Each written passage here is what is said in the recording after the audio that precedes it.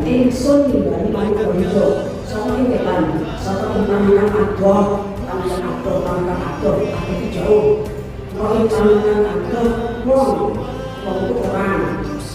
Kangen itu pinjam, kakang cingane pasal ingsun yang meminjam surat keputusannya Tuhan, yang meminjam surat keputusannya Tuhan.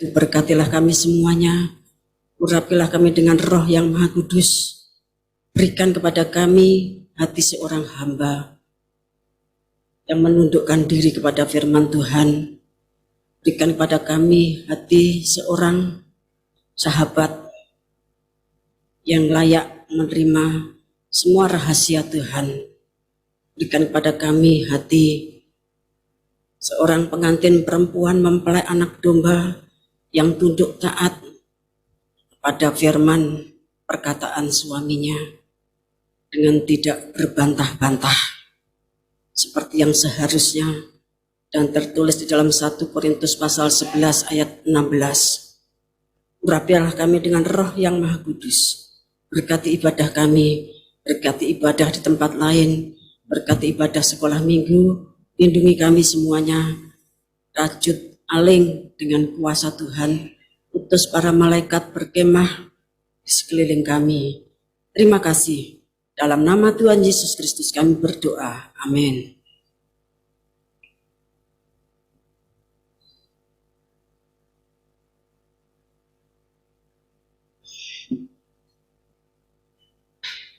Saya mengucapkan selamat pagi, selamat beribadah di dalam kasih Tuhan Yesus Kristus.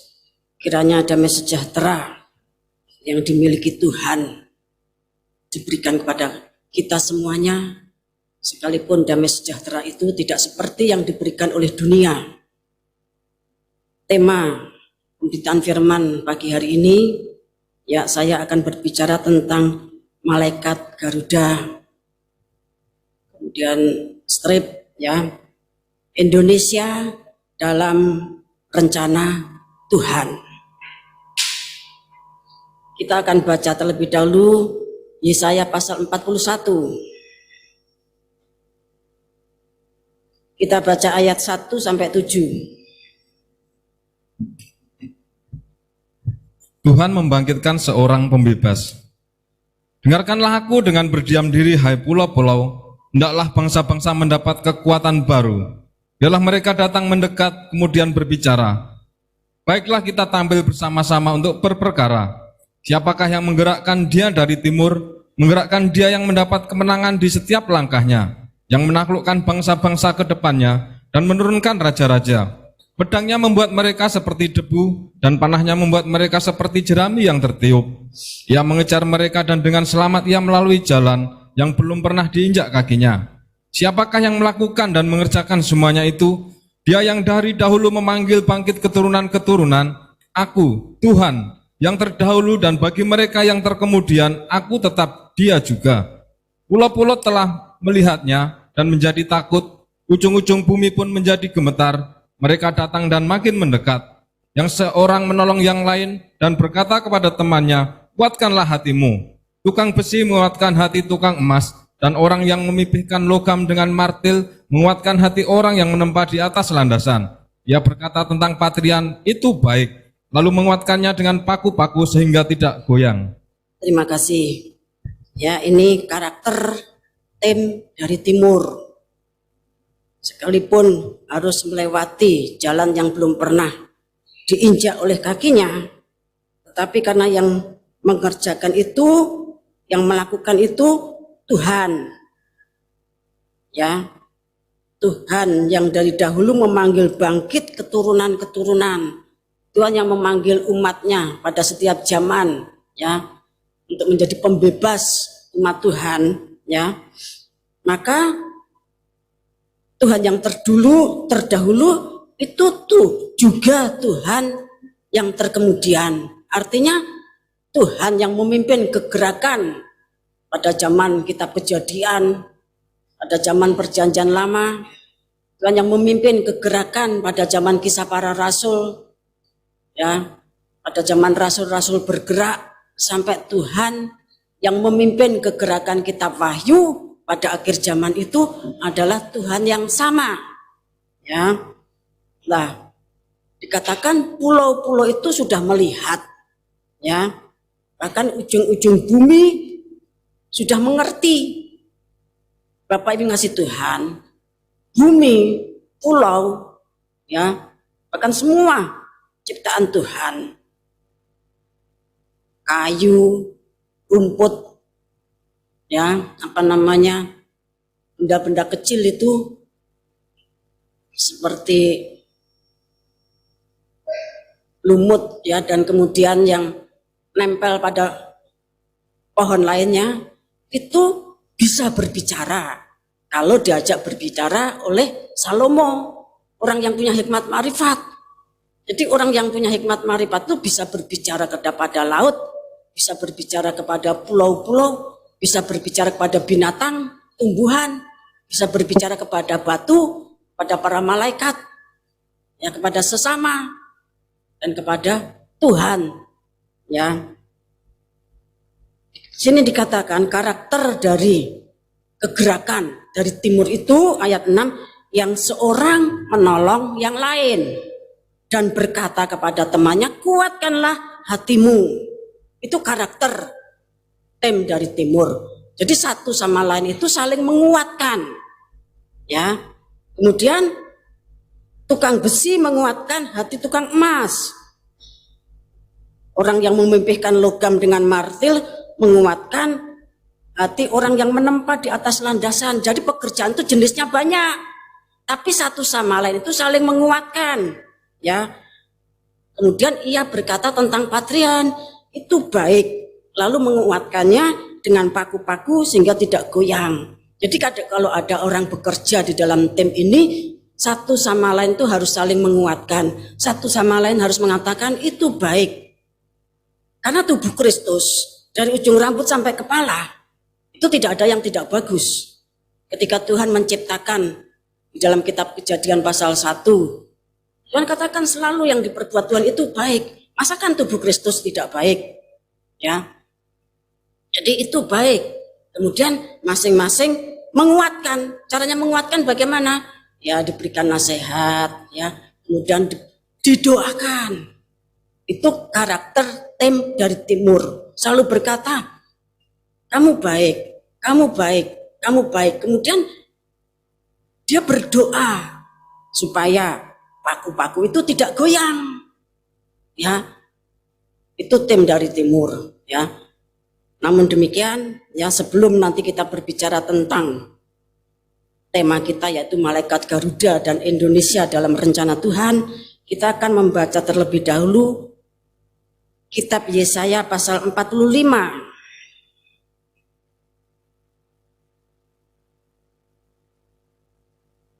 Maksud saya 44 ayat 28.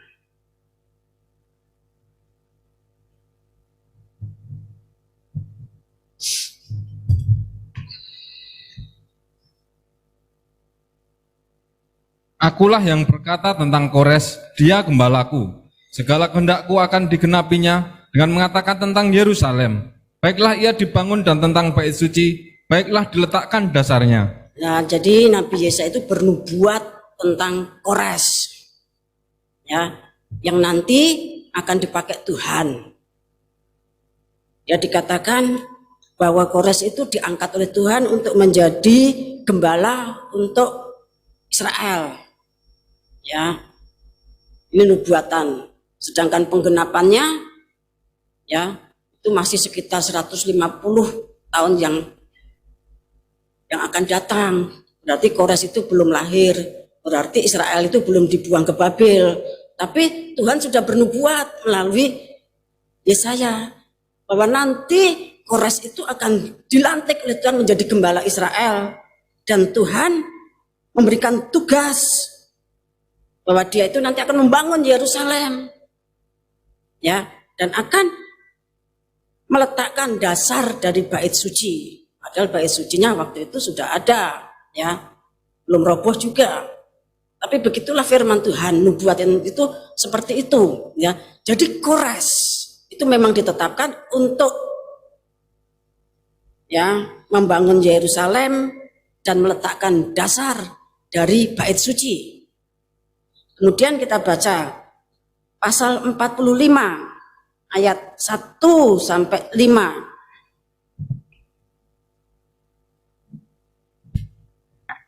Tuhan memakai Kores sebagai alatnya.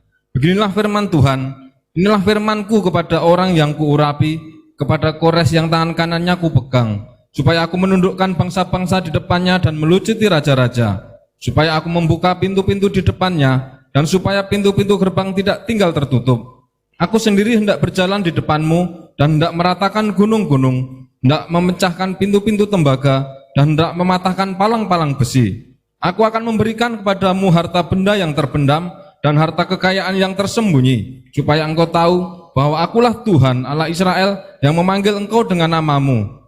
Oleh karena hambaku Yakub dan Israel pilihanku, maka aku memanggil engkau dengan namamu, menggelari engkau sekalipun engkau tidak mengenal aku. Akulah Tuhan dan tidak ada yang lain, kecuali aku tidak ada Allah. Aku telah mempersenjatai engkau sekalipun engkau tidak mengenal aku. Nah, 2 kali dikatakan bahwa Kores itu tidak mengenal Tuhan. Berarti dia tuh orang pagan, menyembah berhala. Ya, Kores itu yang akan membangun kekaisaran Medi Parsi. Ya, Babel nanti setelah 70 tahun maka hancur seperti nubuatannya Daniel, kepala yang dari emas itu kemudian digantikan Medi Parsi. Nah, Kores itu nanti yang akan setelah 70 tahun, ya, Babel dihancurkan oleh Kores pada zamannya Belsasar yang sedang melaksanakan ritual penyembahan dengan menggunakan peralatan bait Allah. Kemudian ada tulisan di dinding, ya, dia sedang asyik pesta pora, mabuk-mabukan dan melakukan kejahatan. Di luar Kores itu sudah mulai merayap masuk kerajaannya, sehingga pada malam itu juga, ya, kerajaan Babel itu tumbang, berdirilah kerajaan Medi Parsi. Nah, Bapak kasih Tuhan, ketika Babel itu tumbang itu genap 70 tahun dan Tuhan sudah memerintahkan Kores untuk memberikan izin orang Yahudi, ya, pulang dengan semua benda-benda yang dulu diambil oleh Babel itu dikembalikan dan juga diperlengkapi dengan segala kebutuhannya. Karena memang Tuhan sudah menubuatkan, Tuhan sudah berfirman, bahkan Tuhan pada saatnya Tuhan itu mengurapi Kores itu dengan Roh Kudus, sehingga Kores itu menjadi Mesias, juru selamat pada waktu itu untuk membangun Yerusalem dan meletakkan dasar bait suci. 2 kali dikatakan ayat 4 dan 5, sekalipun engkau tidak mengenal aku, tidak mengenal Yahweh, ya, Allah pencipta langit bumi seisinya, yang menciptakan manusia semuanya, yang mengatur segala sesuatu dari awal sampai akhir, itu tidak dikenal oleh Kores. Tapi bagaimanapun juga, sekalipun dia itu penyembah pagan, ya, dia itu orang pagan, Tuhan mengurapi dengan Roh Kudus, Tuhan memakai, dan pemakaian Tuhan tidak akan gagal. Kita akan baca tetap Yesaya 45 ayat 13 sampai 19.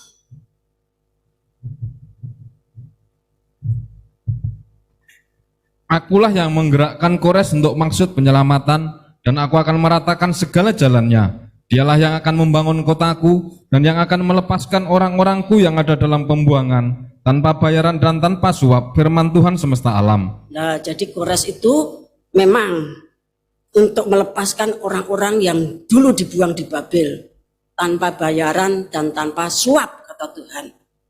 Ya, terus. Beginilah firman Tuhan, hasil tanah dari Mesir dan segala laba dari Ethiopia dan orang-orang Seba, orang-orang yang tinggi perawakannya, akan pindah kepadamu dan menjadi kepunyaanmu. Mereka akan berjalan di belakangmu dengan dirantai, mereka akan sujud kepadamu dan akan membujuk engkau, katanya. Hanya di tengah-tengahmu ada Allah dan tidak ada yang lain. Di samping Dia tidak ada Allah. Sungguh engkau Allah yang menyembunyikan diri, Allah Israel juru selamat. Tetapi tukang-tukang berhala harus mundur dengan penuh noda. Semuanya akan mendapat malu dan kena noda juga. Sedangkan Israel diselamatkan oleh Tuhan dengan keselamatan yang selama-lamanya. Kamu tidak akan mendapat malu dan tidak akan kena noda sampai selamanya dan seterusnya. Sebab beginilah firman Tuhan yang menciptakan langit, Dialah Allah yang membentuk bumi dan menjadikannya dan yang menegakkannya. Dan Ia menciptakannya bukan supaya kosong, tetapi Ia membentuknya untuk didiami. Akulah Tuhan dan tidak ada yang lain.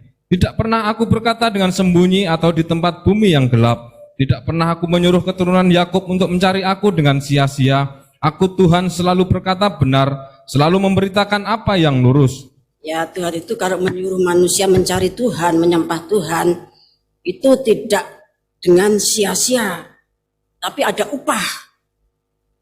Ibrani pasal 11 dikatakan bahwa orang yang percaya kepada Tuhan, baru percaya saja itu sama Tuhan sudah diupahi. Begitu nanti masuk dalam kerajaannya Tuhan, dia tuh sudah menerima upahnya. Ya. Kita baca lebih lanjut. Injil Yohanes pasal 2 ayat 18 sampai 21.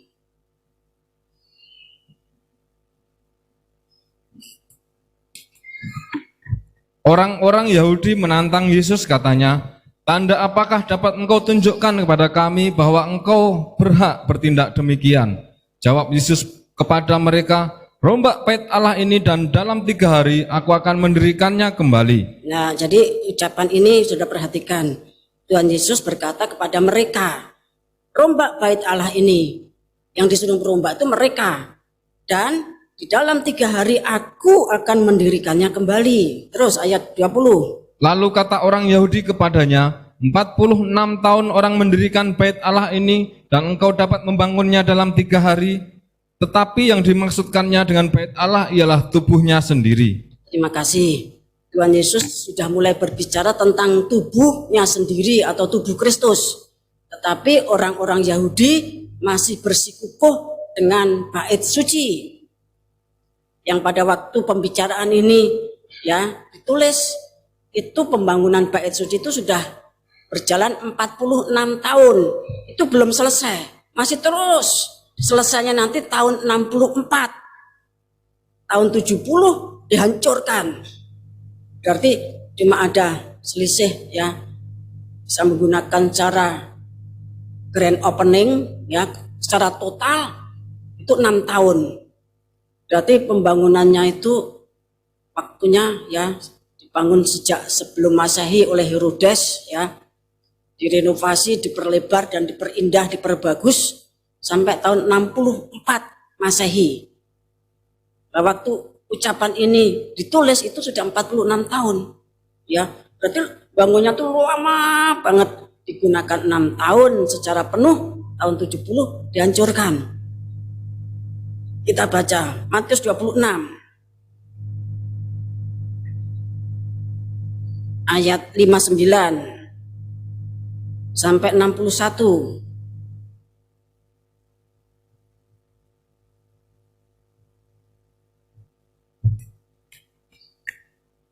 Imam-imam kepala malah seluruh mahkamah agama mencari kesaksian palsu terhadap Yesus supaya ia dapat dihukum mati. Tetapi mereka tidak memperolehnya, walaupun tampil banyak saksi dusta. Tetapi akhirnya tampillah 2 orang. Jadi semua saksi dalam pengadilannya Tuhan itu semuanya saksi dusta. Dan yang terakhir mereka mendapati 2 saksi dusta dengan kesaksian yang sangat mematikan. Terus yang mengatakan, orang ini berkata, aku dapat merubuhkan bait Allah dan membangunnya kembali dalam 3 hari. Nah, padahal tadi Yohanes pasal 2 ayat 18 sampai 21, rombak bait Allah ini. Tuhan berkata kepada mereka, rombaan bait Allah ini nanti aku membangun dalam 3 hari. Tetapi dikatakan orang ini berkata, aku dapat merubuhkan bait Allah dan membangunnya kembali dalam 3 hari. Nah, dengan kesaksian ini akhirnya Tuhan Yesus itu ya diputuskan karena dia dianggap menghujat dan melakukan banyak kejahatan yang pantas dihukum mati. Ya. Kemudian kita akan membaca Matius pasal 24 ayat 1 dan 2. Bait Allah akan diruntuhkan. Sesudah itu Yesus keluar dari bait Allah lalu pergi, maka datanglah murid-muridnya dan menunjuk kepada bangunan-bangunan bait Allah. Ia berkata kepada mereka, "Kamu lihat semuanya itu? Aku berkata kepadamu, sesungguhnya tidak satu batu pun di sini akan dibiarkan terletak di atas batu yang lain. Semuanya akan diruntuhkan." Ya. Dan apa yang dinubuatkan oleh Tuhan itu ya terjadi pada tahun 70 Masehi. Ya. Semua orang ya yang belajar teologi, semua orang Kristen itu tahu bahwa bait Allah kedua itu dihancurkan ya tahun 70 Masehi. Kemudian tahun 132 sampai 135 Masehi itu terjadi perang besar, Bar Kokhba. Ya, dan sejak saat itu orang Israel, orang Yahudi tidak boleh tinggal di tanah, di negaranya, di daerahnya. Semuanya terjadi great tribulation. Ya, maksudnya great diaspora besar-besaran. Semua orang Yahudi tidak boleh tinggal. Ya, kalau tinggal di situ, kalau masuk ke situ dihukum, dibunuh. Bapak yang kasih Tuhan, jadi memasuki perjanjian baru itu sudah tidak diperlukan lagi bait suci secara jasmani. Bait suci yang pertama yang dibangun Salomo, bait suci yang kedua yang dibangun oleh Ezra, Nehemia, Zerubabel, kemudian direnovasi, dibesarkan, diperbaiki, diperindah oleh Herodes, dihancurkan tahun 70. Ya. Tuhan itu berkehendak membawa Israel itu, membawa Yahudi itu memiliki pemikiran dari yang jasmani kepada yang rohani. Tetapi ya sudah hampir 2000 tahun belum terlaksana, bahkan masih merindukan pembangunan bait suci yang ketiga yang sampai sekarang belum juga dibangun. Ya, padahal Wahyu pasal 4 sudah ada bait suci yang ketiga, tetapi itu ada di surga. Ya. Oleh sebab itu kita akan membaca tugasnya malaikat Garuda dan Indonesia dalam rencana Tuhan itu arahnya kemana? Apakah malaikat Garuda itu Kores? Ya. Apakah Indonesia dalam rencana Tuhan itu seperti apa? Kita akan membaca Yesaya pasal 46 ayat 1 sampai 8.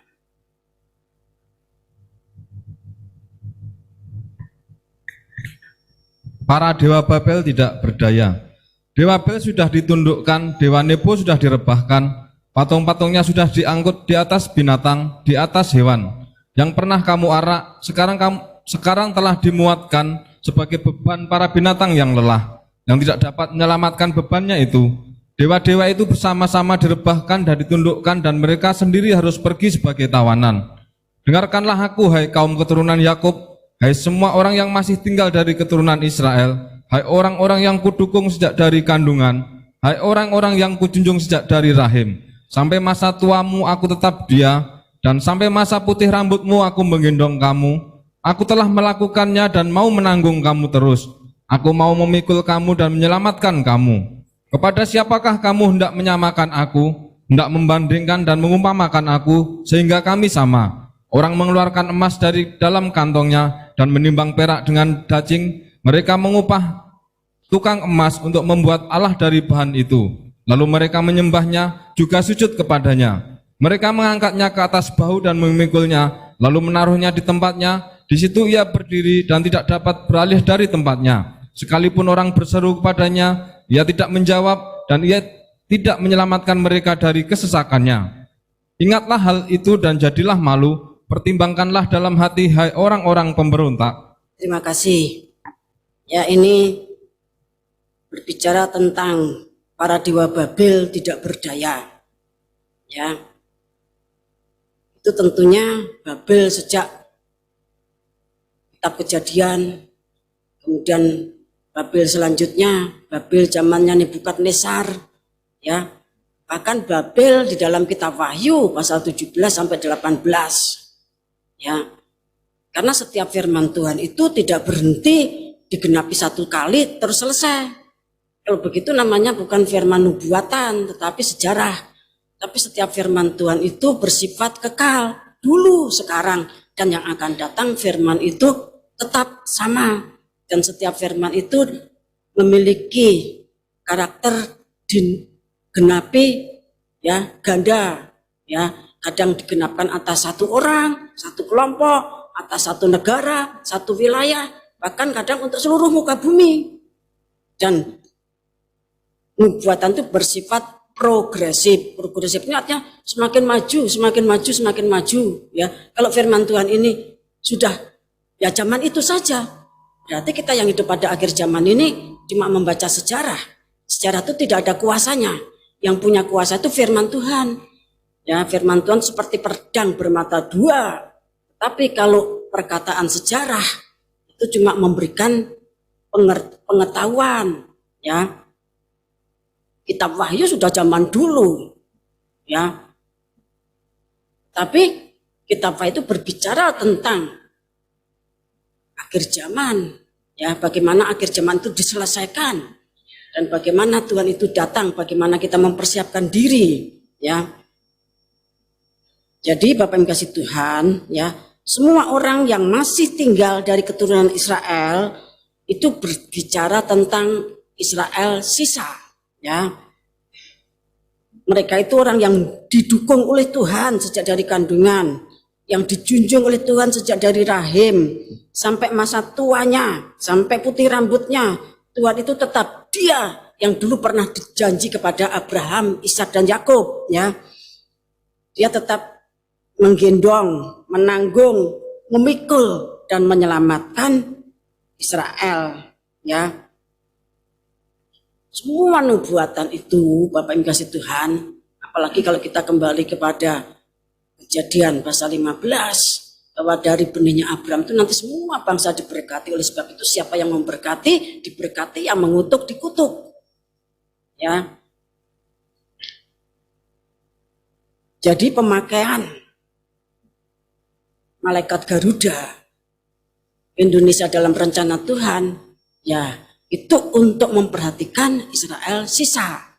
Yang sekarang ini, Bapak kasih Tuhan, waktunya adalah masih waktunya bangsa-bangsa. Nanti kalau waktu untuk bangsa-bangsa itu atau goyim, yaitu sudah genap, maka keselamatan itu sepenuhnya kembali kepada Israel. Nanti kita akan melihat, ya. Kita akan membaca Roma pasal 11 ayat 1 sampai 5.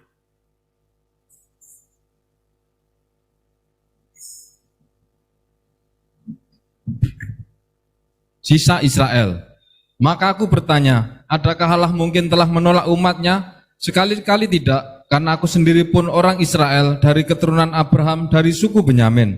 Allah tidak menolak umatnya yang dipilihnya. Ataukah kamu tidak tahu apa yang dikatakan kitab suci tentang Elia waktu ia mengadukan Israel kepada Allah?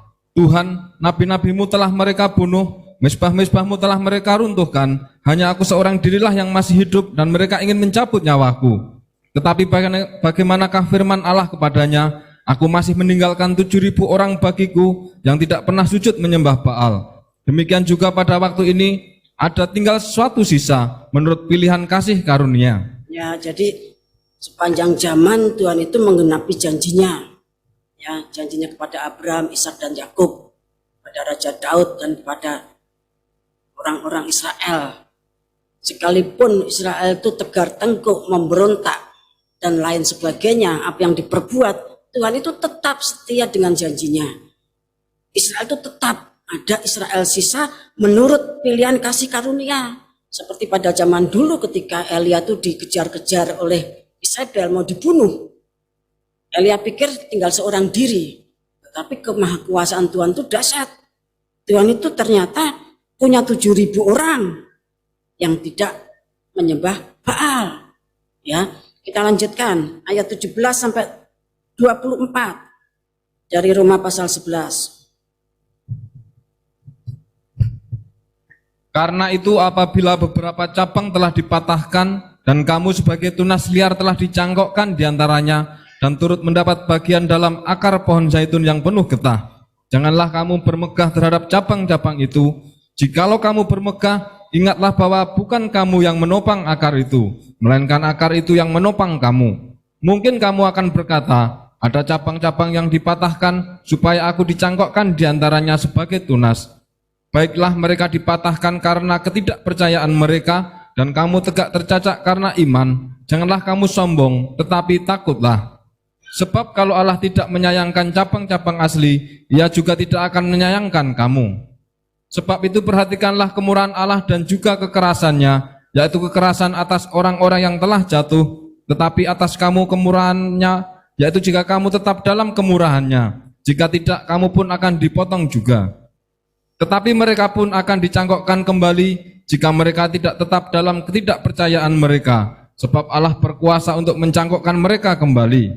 Sebab jika kamu telah dipotong sebagai cabang dari pohon zaitun liar dan bertentangan dengan keadaanmu itu, kamu telah dicangkokkan pada pohon zaitun sejati. Terlebih lagi mereka ini yang menurut asal mereka akan dicangkokkan pada pohon zaitun mereka sendiri. Ya, kalau saudara ingin membaca selengkapnya bisa dibaca mulai ayat-ayat ya di atasnya lagi.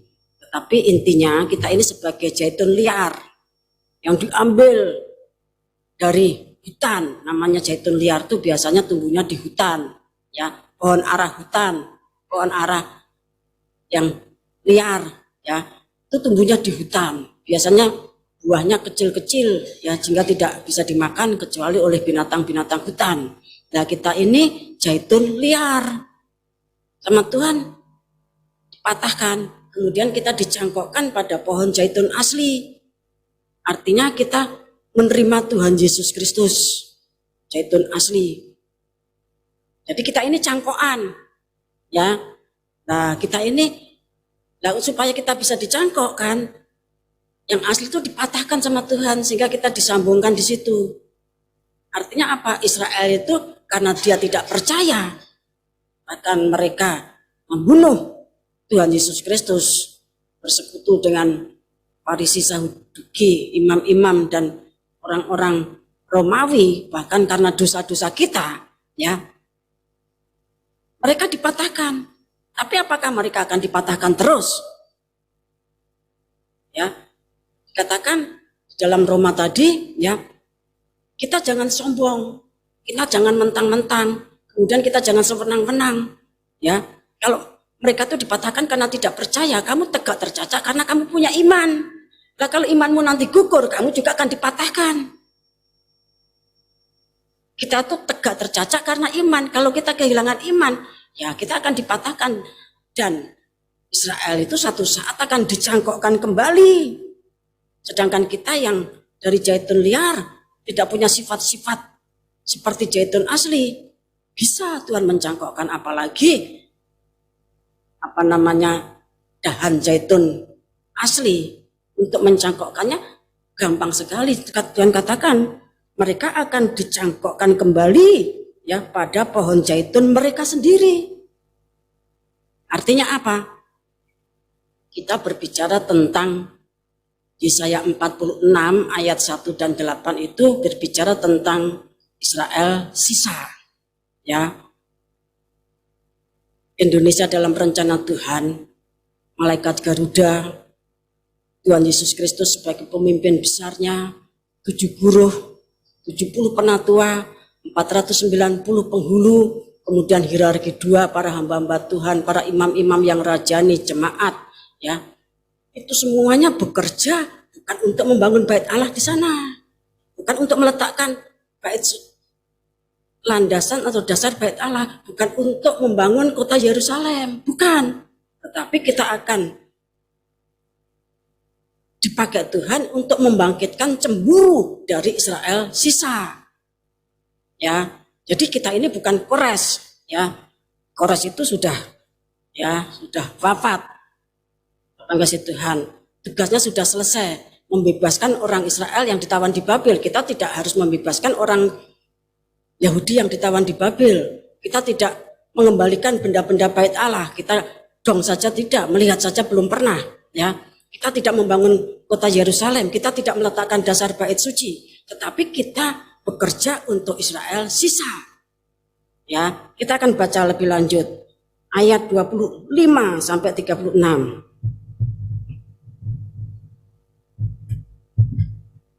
Penyelamatan Israel. Sebab saudara-saudara, supaya kamu jangan menganggap dirimu pandai, aku mau agar kamu mengetahui rahasia ini. Sebagian dari Israel telah menjadi tegar sampai jumlah yang penuh dari bangsa-bangsa lain telah masuk. Dengan jalan demikian seluruh Israel akan diselamatkan, seperti ada tertulis, dari Sion akan datang penebus, ia akan menyingkirkan segala kefasikan daripada Yakub. Dan inilah perjanjianku dengan mereka, apabila aku menghapuskan dosa mereka. Mengenai Injil mereka adalah seteru Allah oleh karena kamu, tetapi mengenai pilihan mereka adalah kekasih Allah oleh karena nenek moyang. Ya, mengenai Injil, Israel itu seterunya Allah. Tetapi mengenai Injil, ya, kita ini pilihannya Roh Kudus. Efesus pasal 1 ayat 1 sampai 14. Semua yang dipercaya pada Tuhan Yesus Kristus itu kemudian dipenuhkan Roh Kudus lewat baptisan Roh Kudus, kemudian dimeterai oleh Roh Kudus. Kalau dia tetap dia tidak menghilangkan meterai itu, dia akan mendapatkan, dijamin akan mendapatkan upahnya pada akhir zaman. Jadi zaitun liar itu pilihannya Roh Kudus sehingga dia percaya kepada Injil. Tetapi Israel itu pilihan Allah karena nenek moyang. Ya. Terus Sebab Allah tidak menyesali kasih karunia dan panggilannya. nah, Tuhan itu tidak menyesal. Wah, aku dhisik kok dadak janji karo Abraham, Ishak, Yakub. Saiki anak buahe wong Israel kaya ngene. Ya, tidak. Ya, Tuhan itu punya hikmat yang berlimpah-limpah. Terus, Sebab sama seperti kamu dahulu tidak taat kepada Allah, tetapi sekarang beroleh kemurahan oleh ketidaktaatan mereka. nah kita tadinya tidak taat, tetapi kita beroleh kemurahan. Ya, karena Israel tidak taat, kita jadi taat. Ya, nah nanti kemurahan yang sudah kita terima, kita gunakan supaya Israel menjadi taat. Terus, Demikian juga mereka sekarang tidak taat, supaya oleh kemurahan yang telah kamu peroleh, mereka juga akan beroleh kemurahan. nah begitu. Jadi timbal balik. Dulu kita dapat berkat dari sana. Ya, sana diabaikan Tuhan. Kemudian kita sudah dapat kemurahan, kita berkemurahan sama sana, supaya nanti menjadi satu tubuh Kristus yang terdiri dari Israel dan bangsa-bangsa. Terus, Sebab Allah telah mengurung semua orang dalam ketidaktaatan, supaya ia dapat menunjukkan kemurahannya atas mereka semua. Oh, alangkah dalamnya kekayaan, hikmat dan pengetahuan Allah, sungguh tak terselidiki keputusannya, dan sungguh tak terselami jalan-jalannya. Sebab siapakah yang mengetahui pikiran Tuhan, atau siapakah yang pernah menjadi penasihatnya, atau siapakah yang pernah memberikan sesuatu kepadanya, sehingga ia harus menggantikannya. Sebab segala sesuatu adalah dari Dia, dan oleh Dia, dan kepada Dia. Bagi Dialah kemuliaan sampai selama-lamanya. ya, jadi hikmat Allah untuk menyatukan Israel kafir, menyelamatkan Israel yang sisa, sampai akhirnya nanti didapatkan jumlah ya 12.000 kali 12, 144.000. Wahyu pasal 7 ayat 1 sampai 8. Bapak kasih Tuhan, itu semuanya karena hikmat dan makrifat. Hikmat makrifatnya Tuhan yang dipercayakan kepada hierarki, yang dipercayakan pada malaikat Garuda, yang dipercayakan kepada 7 guru, yang dipercayakan kepada 70 penatua, yang dipercayakan kepada 490 penghulu, dan Indonesia mendapatkan kuota 60%. Ya, ada guru yang dari Amerika, ada guru yang dari Eropa, ada guru yang dari Sinim, demikian juga penatua dan penghulu, ya, ada di Indonesia, ada di luar negeri, ya. Kita akan membaca juga Wahyu pasal 21.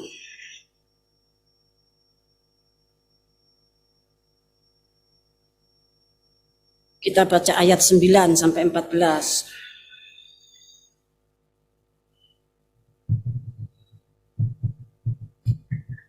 Yerusalem yang baru. Maka datanglah seorang dari ketujuh malaikat yang memegang ketujuh cawan, yang penuh dengan ketujuh malapetaka terakhir itu. Lalu ia berkata kepadaku, katanya, marilah ke sini, aku akan menunjukkan kepadamu pengantin perempuan mempelai anak domba. Lalu di dalam roh ia membawa aku ke atas sebuah gunung yang besar lagi tinggi, dan ia menunjukkan kepadaku kota yang kudus itu, Yerusalem, turun dari surga, dari Allah. Kota itu penuh dengan kemuliaan Allah dan cahayanya sama seperti permata yang paling indah, bagaikan permata yaspis, jernih seperti kristal. Dan temboknya besar lagi tinggi, dan pintu gerbangnya 12 buah, dan di atas pintu-pintu gerbang itu ada 12 malaikat, dan di atasnya tertulis nama ke-12 suku Israel. Jadi Yerusalem baru itu sesuai dengan Wahyu pasal 21, pintu gerbangnya ada 12. Dan di atas pintu gerbang itu ada malaikat. Di atasnya malaikat itu ada tulisan, ya, ke-12 suku Israel. Ya, kita baca terus. Di sebelah timur terdapat 3 pintu gerbang, dan di sebelah utara 3 pintu gerbang, dan di sebelah selatan 3 pintu gerbang, dan di sebelah barat 3 pintu gerbang. Dan tembok kota itu mempunyai 12 batu dasar, dan di atasnya tertulis ke-12 nama ke-12 rasul anak domba itu. Ya, dan terima kasih. Ya, jadi Yerusalem baru itu pintunya, ya, ada malaikat di atasnya dan ada nama 12 suku Israel. Sedangkan batu dasarnya, pondasinya 12 pada tembok itu ada nama dari 12 rasul anak domba, ya, yang dipilih oleh Tuhan. 12 rasul itu. Kapan kasih Tuhan? Ini firman Tuhan. Mengapa kita harus paham ini? Karena ada doktrin yang disebut replacement theology, ya. Replacement theology, ya. Itu suatu ajaran bahwa gereja Kristen telah menggantikan bangsa Israel mengenai rencana Tuhan, tujuannya dan janji-janji Elohim. Jadi orang Israel itu sudah tidak ada, digantikan oleh gereja Tuhan. Ya. Kemudian hal tersebut terjadi ketika para teolog itu memunculkan suatu doktrin bahwa kita mengartikan Alkitab itu harus dengan pola melalui cara-cara alegoris. Ya, saudara ingat ya, alegoris, hermeneutik, ya. Jadi apa-apa itu harus dirohanikan. Israel dijadikan Israel rohani, jadi Israel yang jasmani itu tidak ada, tidak kepakai, karena mereka membunuh Tuhan, mereka sudah dibuang Tuhan. Padahal ayat-ayat tadi kita sudah baca, ya. Kemudian Israel itu selamanya kehilangan hak mereka atas janji-janji yang dibuat oleh Tuhan, Elohim mereka, ya. Mulai dari Abraham, Ishak, Yakub, ya. Kemudian sejak Kaisar Konstantin, ya, masuk Kristen tahun 306 Masehi, kemudian tahun 321 ya Kristen itu dijadikan agama resmi Kekaisaran Romawi, ya. Kemudian abad keempat itu muncul doktrin replacement teologi tadi, ya. Kalau dibikin gampang begitu, replacement teologi itu artinya antisemit. Ya, antisemitis, anti Israel, ya. Tuhan itu yang membuat malah gereja pada abad keempat, ya, pada abad keempat, dan itu terus mengakar di dalam pemikiran orang Kristen, sehingga kalau bicara tentang Israel rohani, ya, ini rohani dialegoriskan, padahal sisa Israel itu sampai kitab Wahyu nanti masih ada. Nah, tugas kita sebagai tim yang dari timur, ya, kita masuk kelompok hierarki yang dipimpin Tuhan Yesus dan malaikat Garuda, 7 huruf, 70 penatua, 490 penghulu. Kita punya tugas, ya, seperti yang dituliskan dalam Yesaya 46 yang nanti kita akan baca selanjutnya.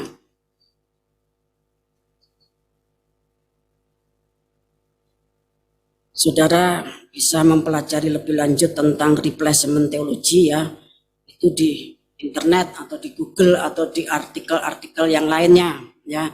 Tapi saya cuma membahas sedikit ya. Sekarang kita akan berbicara tentang malaikat Garuda. Ya, kita akan baca Yesaya 46 ayat 9 sampai 13.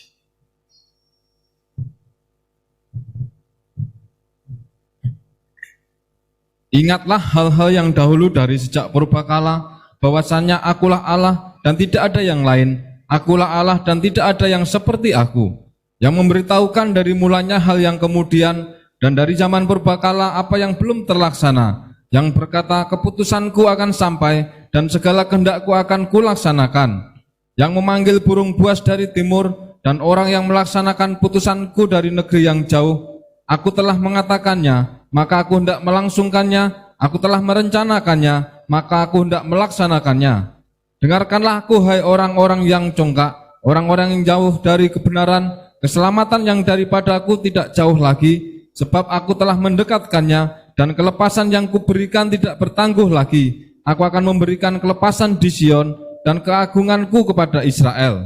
Terima kasih ya, untuk menyelamatkan Israel yang sisa, yang sampai masa tua, masa putih rambutnya masih digendong sama Tuhan, masih dijunjung, didukung, diselamatkan, diperhatikan habis-habisan oleh Tuhan.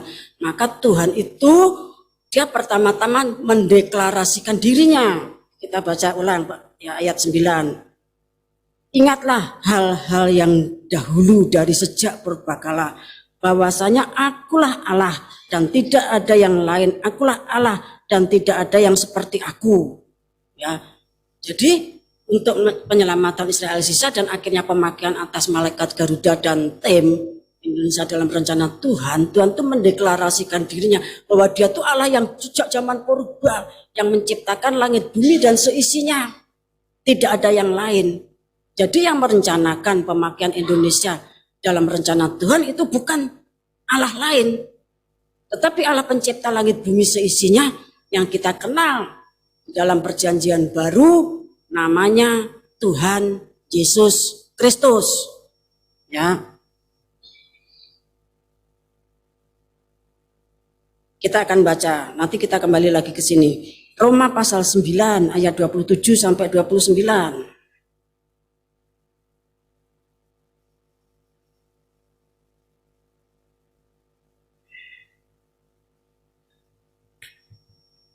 Dan Yesaya berseru tentang Israel, sekalipun jumlah anak Israel seperti pasir di laut, namun hanya sisanya akan diselamatkan.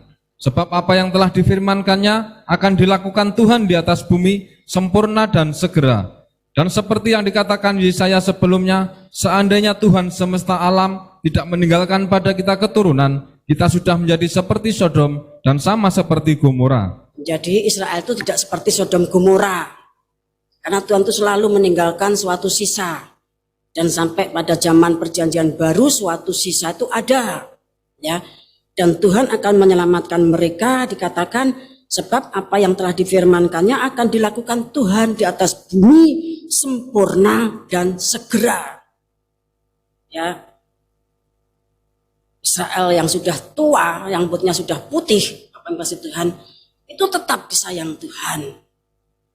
Karena itu istri masa muda.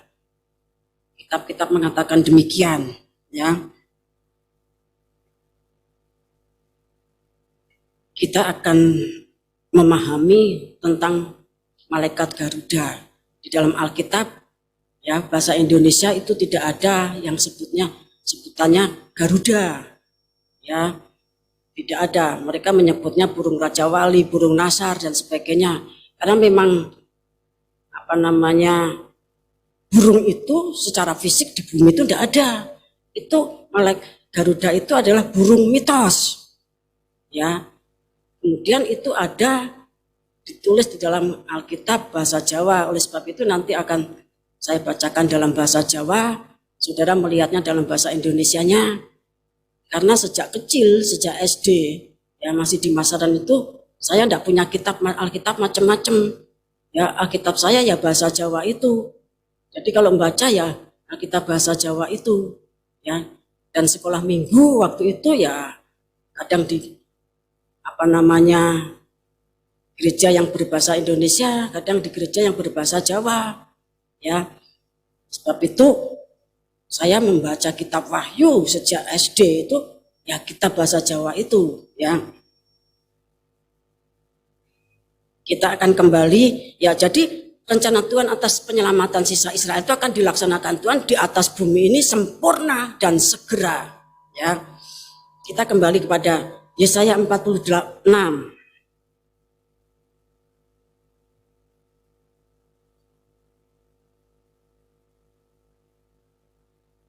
ayat 10 bagian A.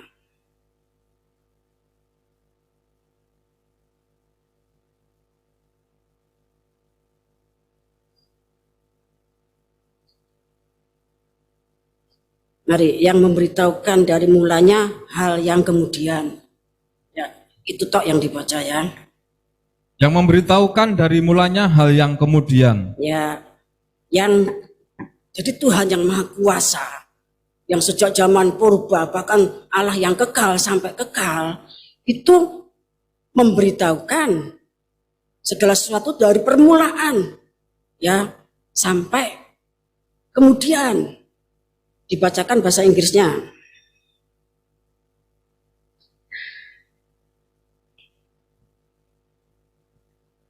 Declaring the end from the beginning. Ya, declaring the end from the beginning. Ya, the end ya, yang memberitahukan dari mulanya sampai kemudian. The end itu berarti yang terakhir, mulai dari awal sampai akhir itu diberitahukan kepada kita, karena kita harus bekerja memahami seluruh rencana Tuhan ya, sampai akhirnya penyelamatan Israel sisa. Sebab itu malaikat Garuda itu diberitahu segala perkara mulai dari the beginning sampai the end ya. The end itu bahasa Ibraninya akarit.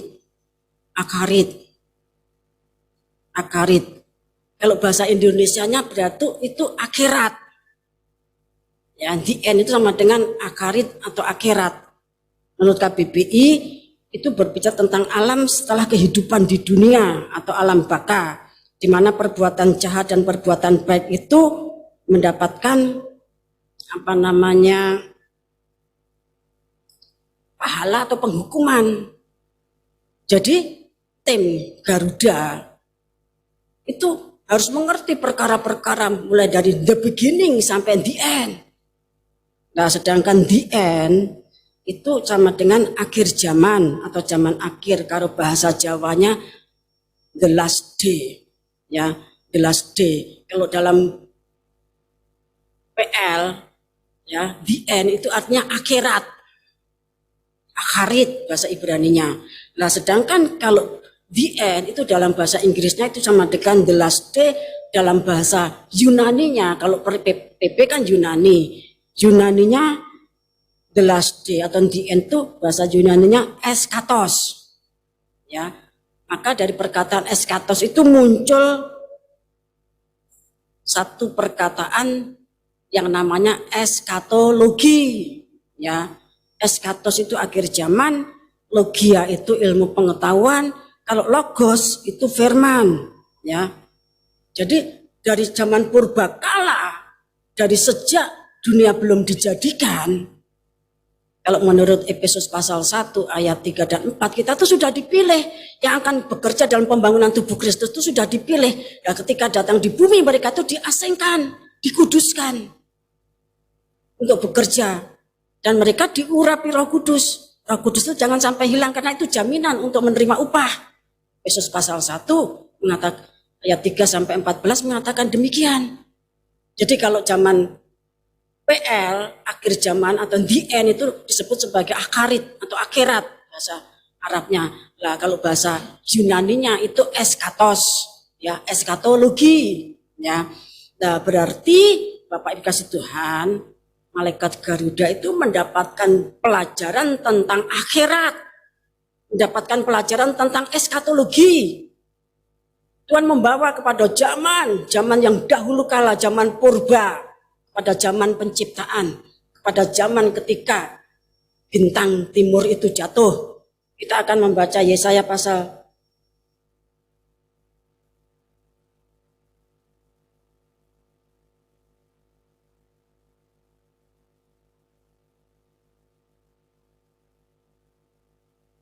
14 ayat 12.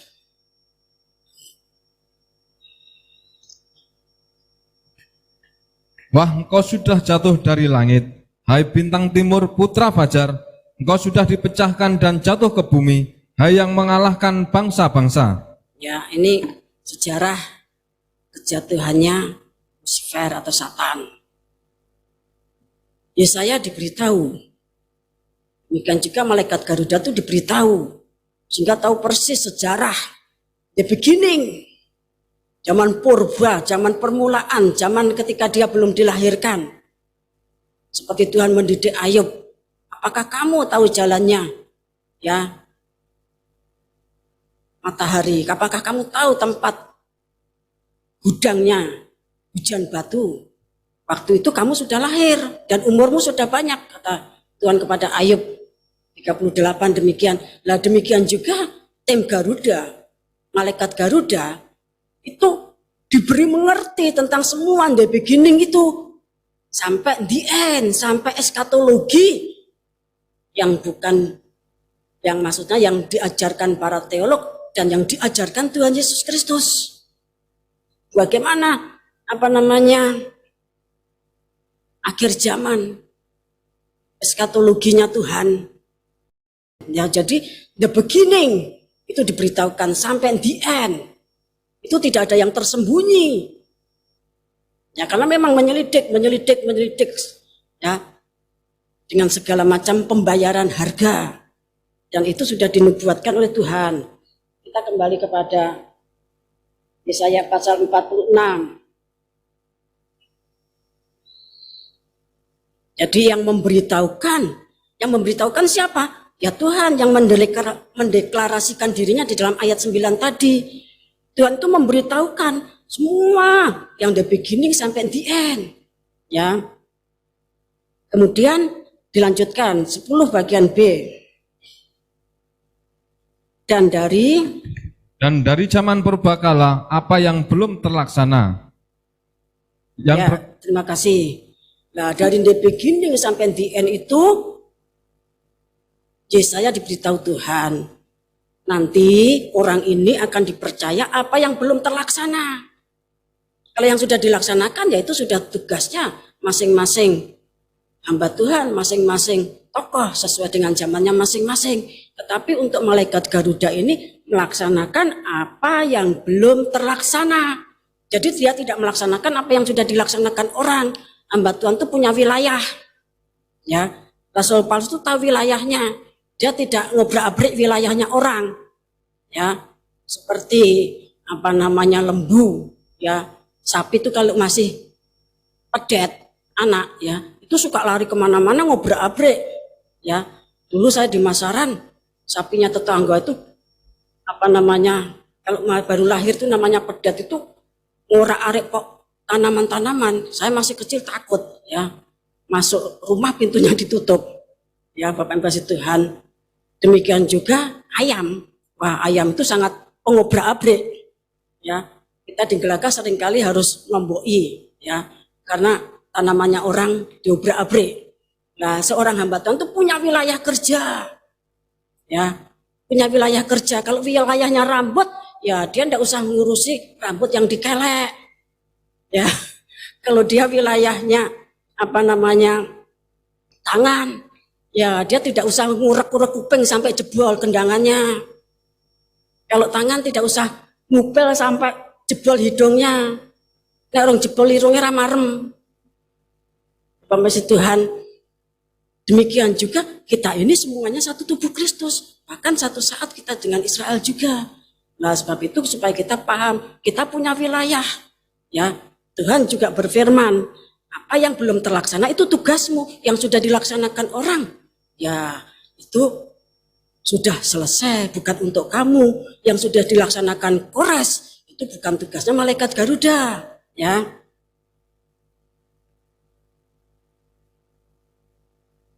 Nah, bagi kita yang hidup pada akhir zaman, ya, maka yang belum terlaksana itu ya sebagian besar dari kitab Wahyu, ya. Karena kitab Wahyu itu banyak yang sudah terlaksana juga. Kita akan membaca Wahyu pasal 1.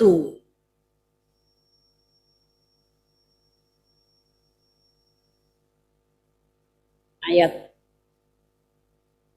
1 sampai 2, kemudian 19.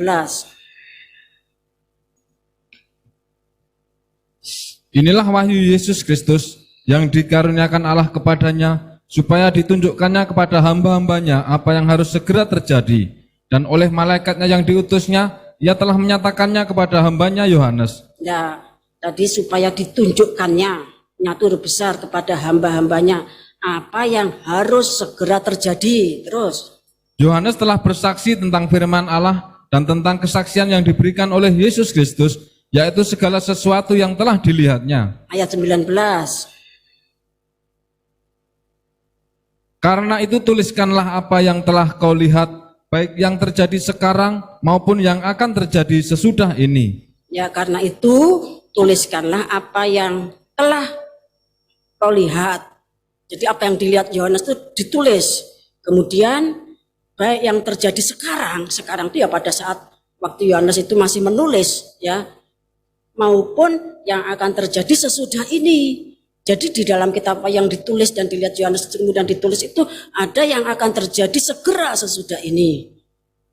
Kalau ayat 19, apa yang telah kau lihat baik yang terjadi sekarang pada waktu itu dan yang akan terjadi sesudah ini. Contohnya saja 7 jemaat, ya, itu pada zamannya Rasul Yohanes ya itu sudah ada, memang ada betul. Efesus, Smyrna, Pergamus, Tiatira, Sardis, ya, Philadelphia dan Laodikia itu pada zaman itu ada betul. Kasih Tuhan, apa akhir zaman gereja itu ada? Ya tidak ada. Tetapi rata-rata orang Kristen itu punya kelebihan kekurangan seperti 7 jemaat tadi, ya. Kemudian banyak hal sudah terjadi dan saya tidak akan bicarakan saat ini, ya. Nah, yang belum terjadi itu apa? Ya, Mesabu pun sebagian besar sudah terjadi, sudah terlaksana. Karena kita menerima pewahyuan, kitab Wahyu yang diwahyukan, pembukaan rahasia kitab Wahyu itu sejak 13 November tahun 87. Ya, dan sekarang karena tadi dikatakan the beginning, ya, sampai the end.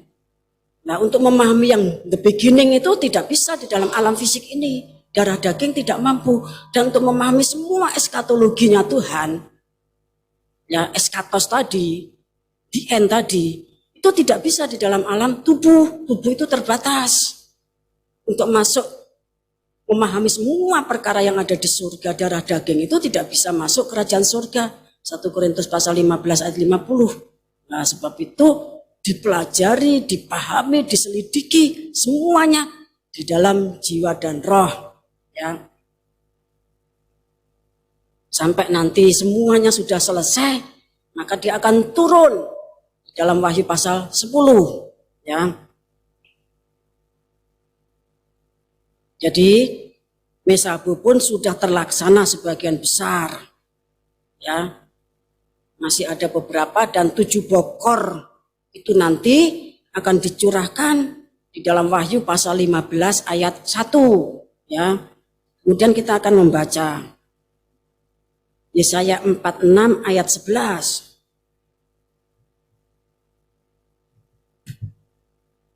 Yang memanggil burung buas dari timur dan orang yang melaksanakan putusanku dari negeri yang jauh. Aku telah mengatakannya, maka aku hendak melangsungkannya.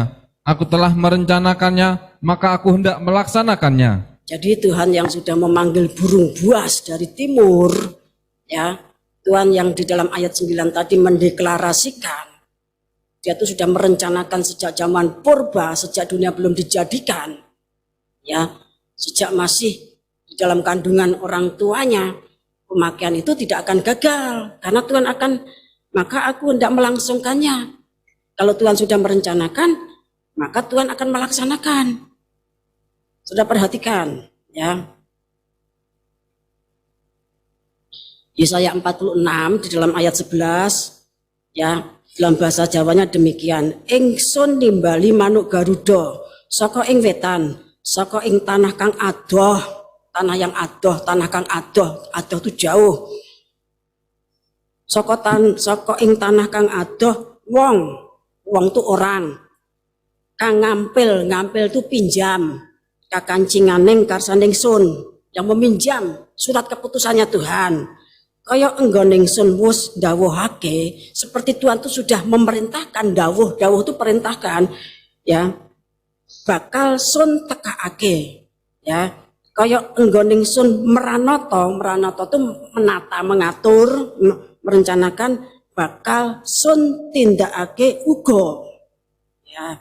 Jadi burung Garuda itu adanya di dalam Alkitab bahasa Jawa karena itu burung mitos ya, itu burung mitos ya, itu blegernya manusia, campuran manusia dengan binatang, badannya manusia, mukanya binatang ya. Itu burung Garuda itu demikian ya. Tadi dikatakan saka ing tanah kang adoh ya. Kalau jarak Israel dengan Babel, ya jaraknya Israel sama Irak itu Babel, yaitu 1103,7 km. Jadi kalau Babel, Irak sampai Israel diambil jarak lurus begitu 1103,7 km. Nah, kalau dengan Medi Parsi tempatnya Kores, ya Kores tuh Medi Parsi itu Persia tuh Iran, ya. Itu jarak Israel dengan Iran itu 2394,4 km. Nah, kemudian kalau jaraknya Israel dengan Indonesia ya, itu ada 9.008. Jadi ada 9.008 km. Jadi hampir 9 kalinya Israel Babel, ya hampir 4 kalinya Israel Iran. Nah, dikatakan saka tanah kang adoh. Ya, saka tanah kang adoh. Kita baca Wahyu 7 ayat 2.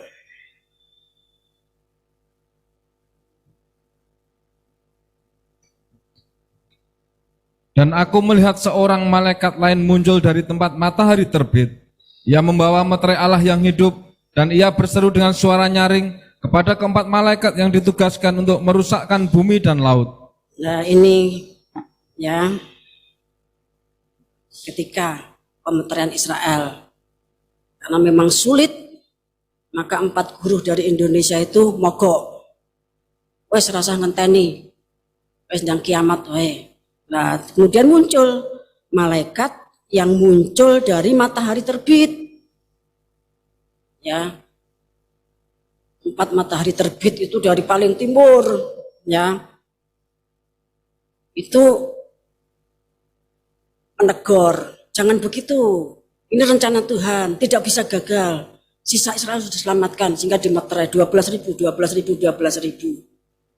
144.000 itu angka figuratif, kan itu menunjuk kepada orang-orang yang menyatu dengan Paskah, yang menerima salib Kristus, ya. Kita akan membaca Ulangan 32 ayat 11.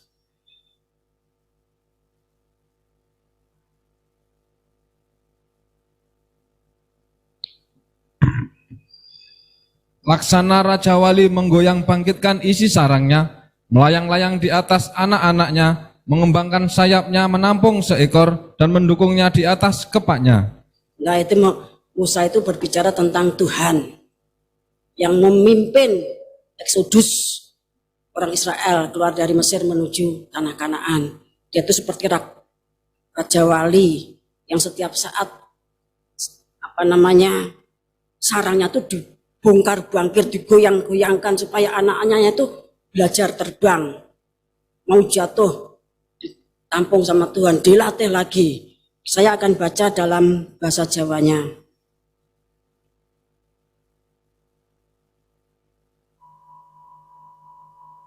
Ya, Tapi tidak semuanya ya, cuma Laksana Raja Wali menggoyang bangkitkan isi sarangnya. Pindo patrape manuk Garuda kang gugah susuhe jangkung anake beber lare banjur pada dijunjung lan disangga ing swiwine. Seperti Garuda yang gugah tuh dibangunkan, digoyang bangkitkan anak-anaknya susunya itu. Kemudian dilatih terbang, di jangkung itu diambil. Kemudian dia berlari, sayapnya tuh dijunjung, disonggo ing swiwine. Jadi Tuhan itu juga Garuda, burung Garuda. Kok aneh? Mari kita akan baca. Yeskiel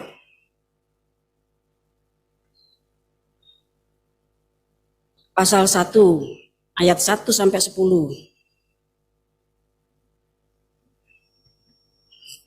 Nabi melihat kemuliaan Tuhan.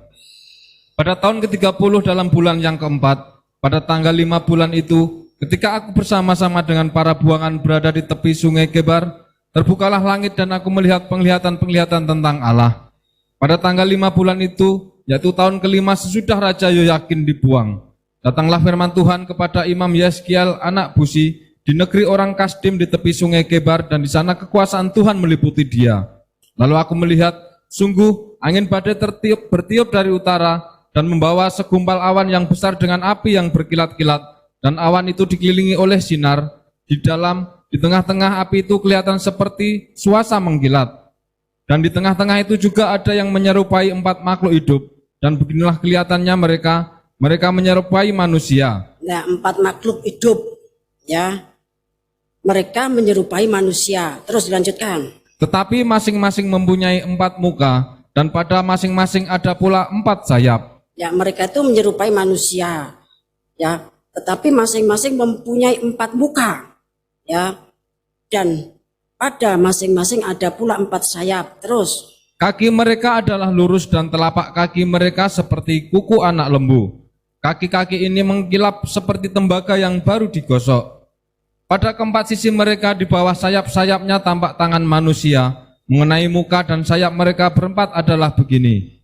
Mereka saling menyentuh dengan sayapnya. Mereka tidak berbalik kalau berjalan, masing-masing berjalan lurus ke depan.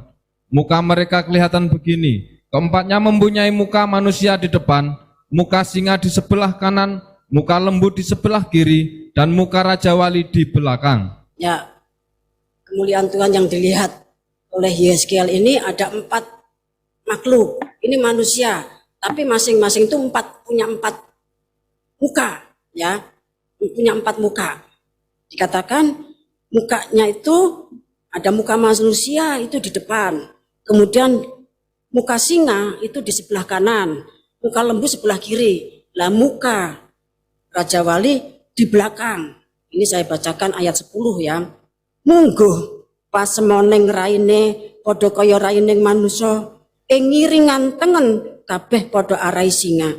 Ing ngiringan tengen itu sebelah kanan padha arai singa. Ing ngiringan kiwa kabeh padha arai sapi, lan ing mburi padha arai Garuda. Ya. Jadi itu memang makhluk surgawi, burung Garuda itu makhluk surgawi. Ya. Kita akan membaca, ya. Wahyu pasal 4.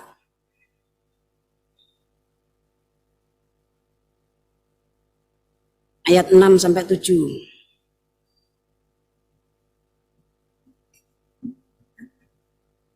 Dan di hadapan tahta itu ada lautan kaca bagaikan kristal. Di tengah-tengah tahta itu dan di sekelilingnya ada 4 makhluk penuh dengan mata, di sebelah muka dan di sebelah belakang.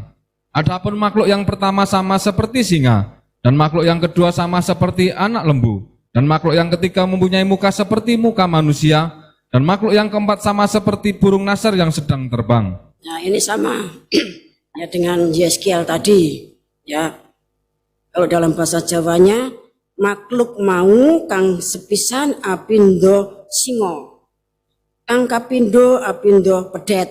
Pedet itu lembu anaan. Kang katelu iku raine koyok manusa, ya. Lan kapate, kapat itu papat itu 4, lan kapate apindo manuk Garuda mabur. Ya. Burung nasar yang sedang terbang itu apindo manuk Garuda mabur. Itu Wahyu pasal 4 ayat 6 demikian. Jadi Bapak Ibu kasih Tuhan, ya. Burung Garuda itu seperti yang dilihat oleh hamba Tuhan dari Uganda itu, di sana banyak burung, tapi tidak ada burung yang diperlihatkan Tuhan. Kemudian dia di Indonesia, dia melihat burung itu bukan dalam bentuk burung di kurungan, di sarangnya, tidak, tapi melihat di dinding. Dan di dinding-dinding di Indonesia itu banyak burung seperti itu. Oh, itu namanya burung Garuda, lambang negara Indonesia. Terima kasih Tuhan, lambang negara Indonesia. Dan itu adalah makhluk mitos. Badannya manusia, mukanya burung Garuda. Karena itu menunjuk kepada pribadinya Tuhan. Kalau Tuhan itu sedang mendidik anak-anaknya, ya seperti burung Garuda. Digugah itu dibangunkan. Digugah, ayo sembahyang, ayo latihan, ayo sembahyang. Kemudian dijungkrake jatuh, dijungkrake itu didorong. Kalau sudah begitu, mau nyungsep ke dasar jurang, Tuhan membeber, ya, lari sayapnya, kemudian dijangkung itu diambil, dilatih lagi, diambil lagi, dilatih lagi. Demikian Bapak kasih Tuhan. Dan kita juga telah diajar keempat Injil itu merupakan 4 pribadinya Tuhan Yesus. Injil Matius itu Tuhan Yesus sebagai raja, digambarkan ya Tuhan Yesus itu sebagai singa, bermuka singa. Kemudian Injil Markus, ya Tuhan Yesus sebagai hamba, ya itu menunjuk pada Tuhan Yesus sebagai lembu, ya makhluk yang berwujud lembu. Injil Lukas, Tuhan Yesus sebagai anak manusia, ya itu ya muka manusia. Kemudian Injil Yohanes itu kalau dulu kita mengenal, ya itu penggambaran dari makhluk burung nasar, itu menggambarkan Tuhan Yesus sebagai anak Allah.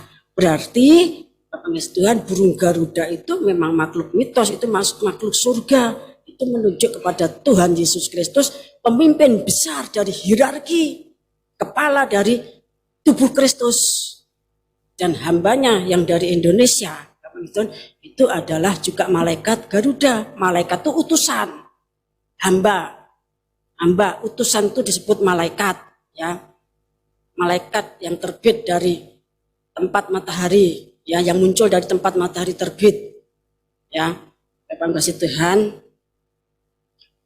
Kemudian kita akan membaca Matius pasal 24 ayat 27 sampai 28.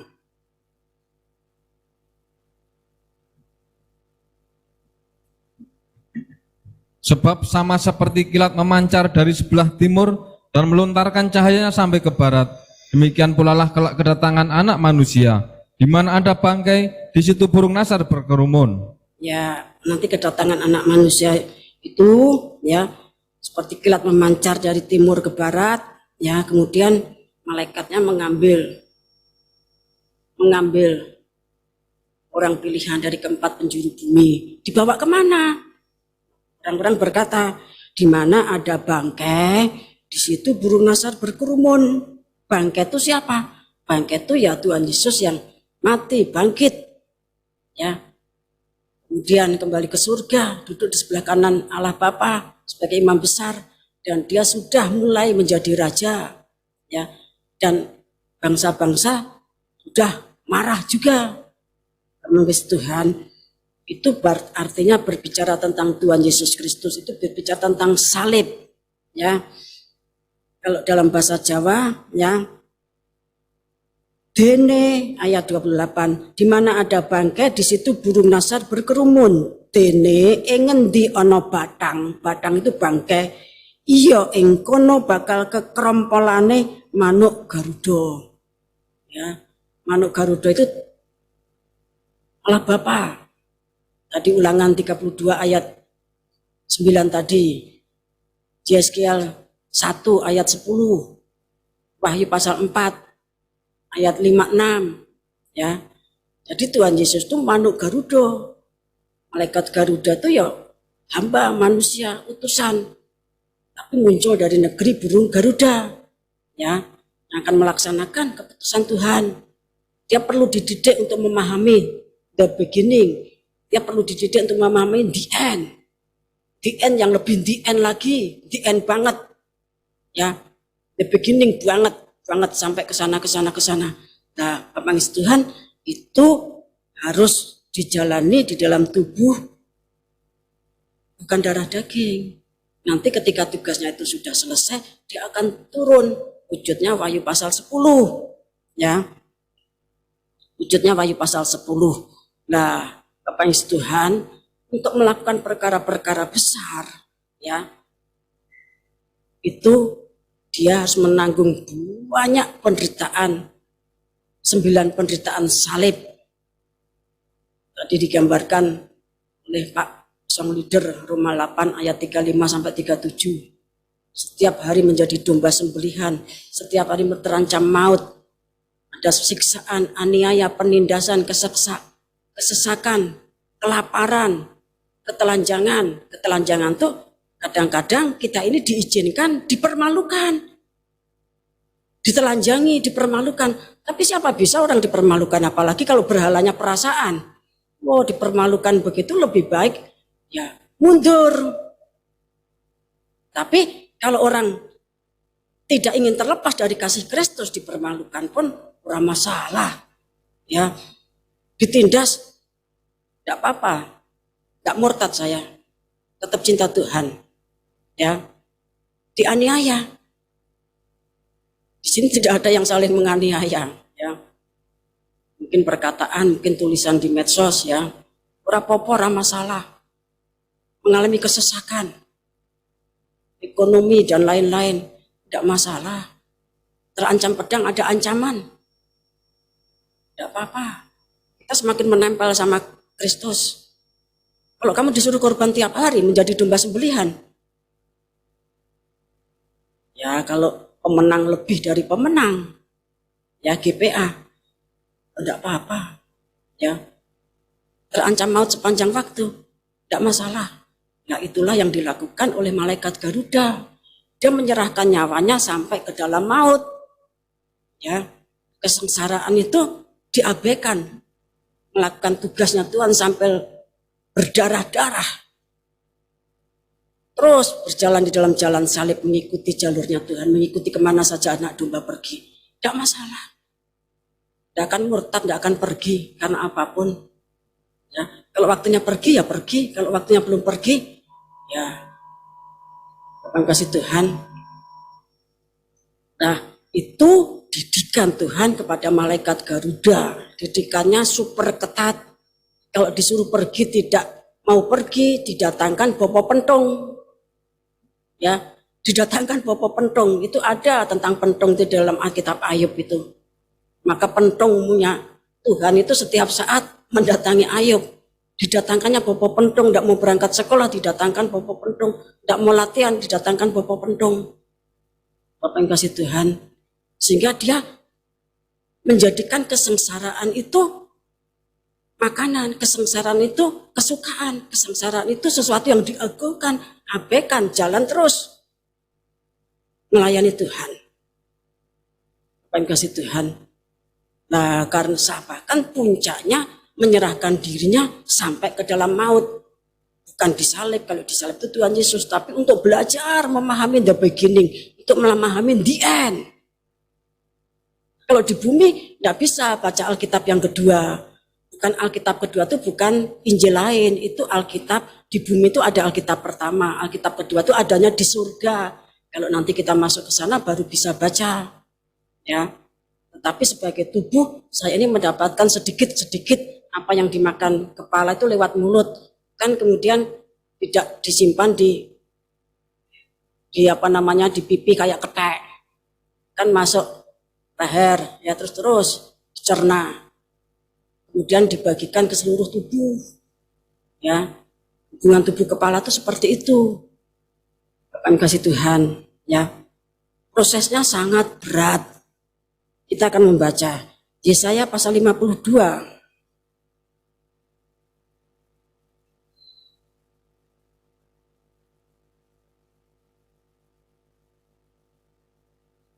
Ayat 13 sampai 15.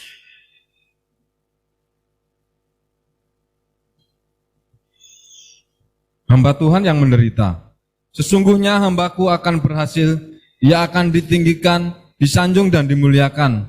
Seperti banyak orang akan tertegun melihat dia, begitu buruk rupanya, bukan seperti manusia lagi, dan tampaknya bukan seperti anak manusia lagi. Demikianlah ia akan membuat tercengang banyak bangsa, raja-raja akan mengatupkan mulutnya melihat dia, sebab apa yang tidak diceritakan kepada mereka akan mereka lihat, dan apa yang tidak mereka dengar akan mereka pahami. Ya, kalau firman ini harus digenapi, Tuhan tuh bisa bikin gara-gara.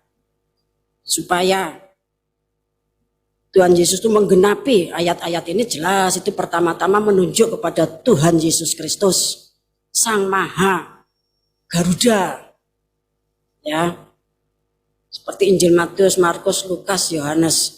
Jadi Injil Yohanes yang punya jiwa makhluk keempat, makhluk Garuda, ya, itu bicara tentang anak Allah. Yohanes itu juga yang memahami semua seluk-beluk malaikat Garuda. Yohanes menerima pewahyuan di Pulau Patmos. Yohanes itu paham tentang guru. Dia paham tentang malaikat Garuda. Karena memang di dalam keempat Injil Tuhan berbicara, engkau anak guru. Barneges itu. Kemudian dia punya jiwa.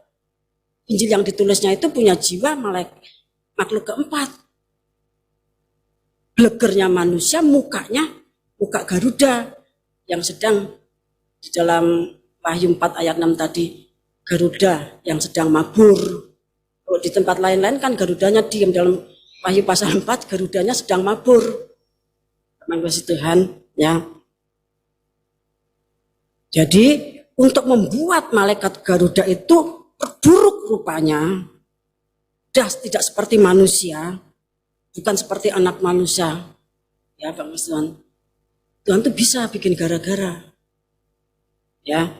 Kemudian kita akan baca pasal 53.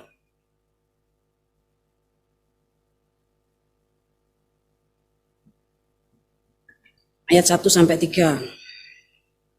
Siapakah yang percaya kepada berita yang kami dengar, dan kepada siapakah tangan kekuasaan Tuhan dinyatakan? Sebagai taruk ia tumbuh di hadapan Tuhan, dan sebagai tunas dari tanah kering, ia tidak tampan dan semaraknya pun tidak ada sehingga kita memandang dia.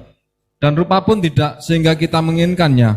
Ia dihina dan dihindari orang, seorang yang penuh kesengsaraan dan yang biasa menderita kesakitan. Ia sangat dihina sehingga orang menutup mukanya terhadap dia, dan bagi kita pun dia tidak masuk hitungan. Jelas, ini menunjuk pada Tuhan Yesus Kristus. Tetapi Tuhan katakan, kamu harus memikul salibnya setiap hari. Tuhan Yesus pikul salib, kita pikul salib. Akulah terang dunia, kata Tuhan. Maka kita juga harus menjadi terang dunia. Tuhan Yesus adalah garam dunia, kita juga harus menjadi garam dunia. Tuhan Yesus mengatakan dia adalah kepala, kita menjadi tubuhnya. Dia adalah anak domba yang tersembelih, kita pengantin perempuan mempelai anak domba. Jadi kita itu seiras. Karena kita ini diciptakan, ya, dikatakan dalam Kejadian pasal 1 ayat 26-27, kita ini diciptakan menurut gambar dan rupanya Tuhan. Kita diciptakan menurut gambar dan rupanya Tuhan, dibentuknya kita dari debu. Kemudian setelah dibentuk, dihembuskan napasnya Tuhan. Sehingga kita manusia itu waktu itu Bapak Adam menjadi manusia yang hidup. Jadi kita itu sama Tuhan. Bukan kita Tuhan, kita ciptaan. Apa yang Tuhan lakukan, kita harus lakukan. Kemana Tuhan jalan, kita mengikuti anak domba itu pergi. Ya, kita bukan sok-sokan, kita bukan sombong, kita bukan tinggi hati. Tapi begitulah firman Tuhan mengatakan, di mana aku berada, kamu akan berada di situ, kata Tuhan dalam Injil Yohanes. Ya, bahkan nanti pada saat Tuhan datang, kita akan menjadi serupa dengan tubuhnya Tuhan. Karena memang pada mulanya kita diciptakan menurut gambar dan rupanya Tuhan, dihembuskannya roh Tuhan. Roh dan jiwa kita dulu sudah diciptakan pada zaman purba banget, ditaruh di dalam gedung yang sangat besar di surga. Kemudian diturunkan, kamu lahir di sana, kamu lahir di sini. Mazmur 87 mengatakan demikian. Bapak kasih Tuhan, ya. Jadi ini berbicara nomor 1 tentang Tuhan Yesus. Nomor 2 berbicara tentang malaikat Garuda. Ya, dihina, dihindari, orang tidak percaya. Kemudian kita baca ayat 11 sampai 12.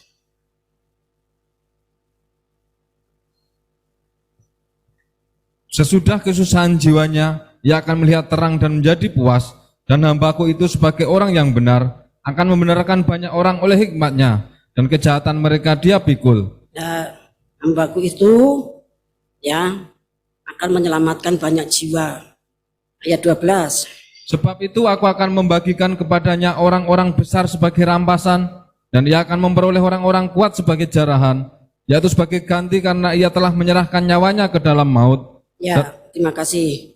Ya, sebagai ganti karena malaikat Garuda itu sudah menyerahkan nyawanya sampai ke dalam maut, maka Tuhan akan memberikan bagian ya orang-orang besar sebagai rampasan, orang-orang kuat sebagai jarahan. Artinya nanti akan memenangkan banyak jiwa, akan melakukan panen besar-besaran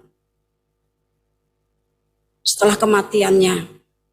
Ya, nanti dia akan turun dan melakukan pekerjaan besar ini. Bapak kasih Tuhan, jelas.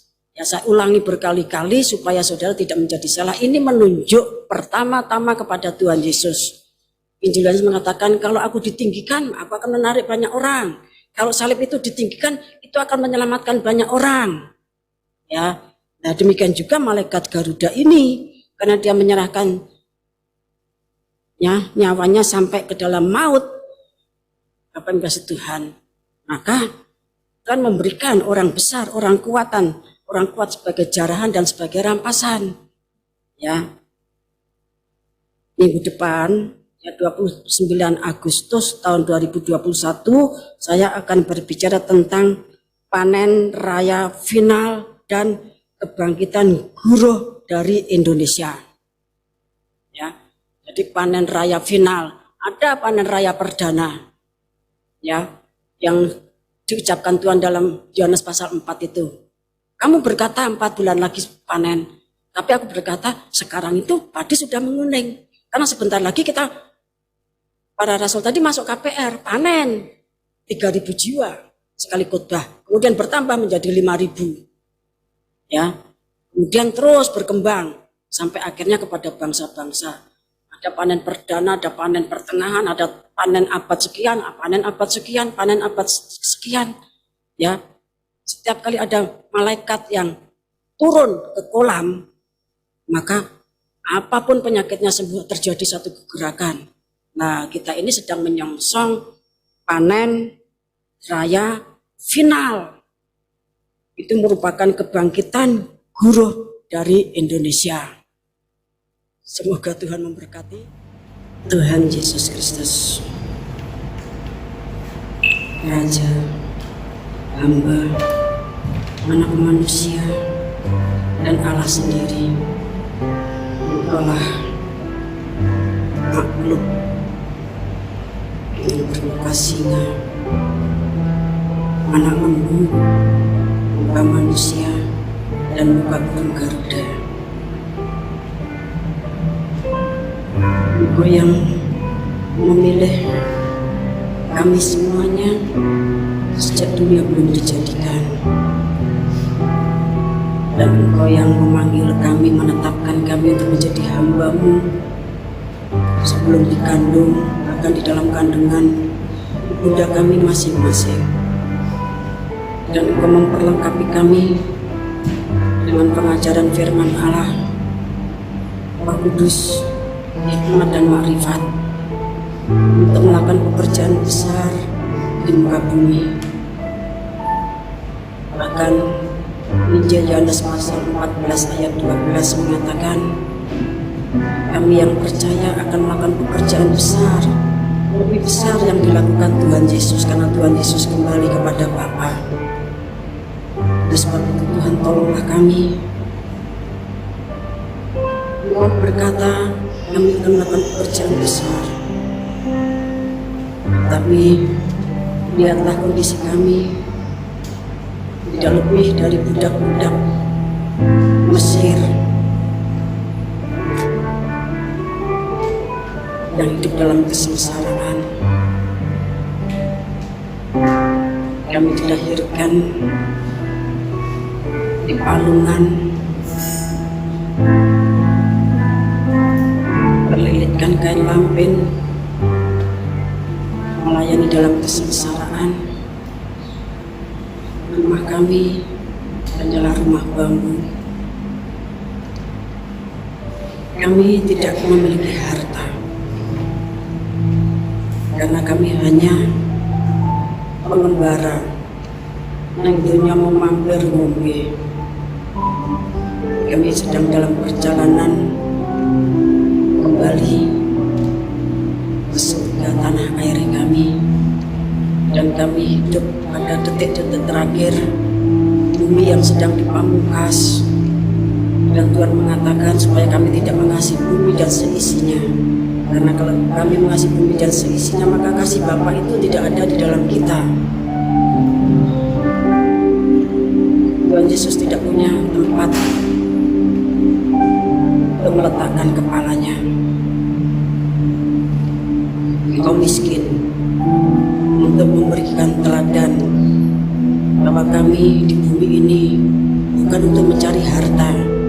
Karena itulah yang ditawarkan Lucifer kepada Tuhan Yesus ketika berdoa berpuasa 40 hari 40 malam.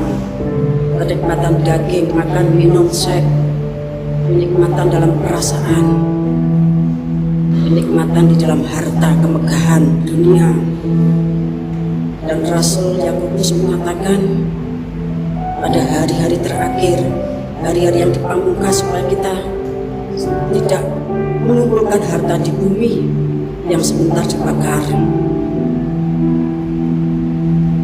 Jangan biarkan kami menjadi seperti istri Lot. Jikalau waktunya tiba kami harus melarikan diri, maka kami terikat kepada harta yang barusan dicari, kepada pekerjaan yang barusan didapat, kepada ijazah yang barusan diberikan, pada calon mempelai perempuan yang barusan didapat. Tuhan Yesus yang Maha Baik, buka akal pikiran kami, singkapkan penudung itu, supaya kami tidak dikuasai oleh inilah zaman yang menutupi kemuliaan Kristus, yang menutupi kemuliaan salib dan 9 penderitaan salib.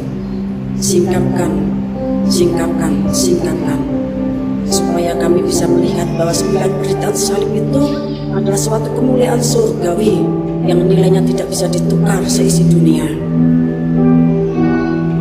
Jangan sampai pada hari-hari terakhir menjelang Wahyu pasal 10 digenapi, justru kami pergi dan murtad dari salib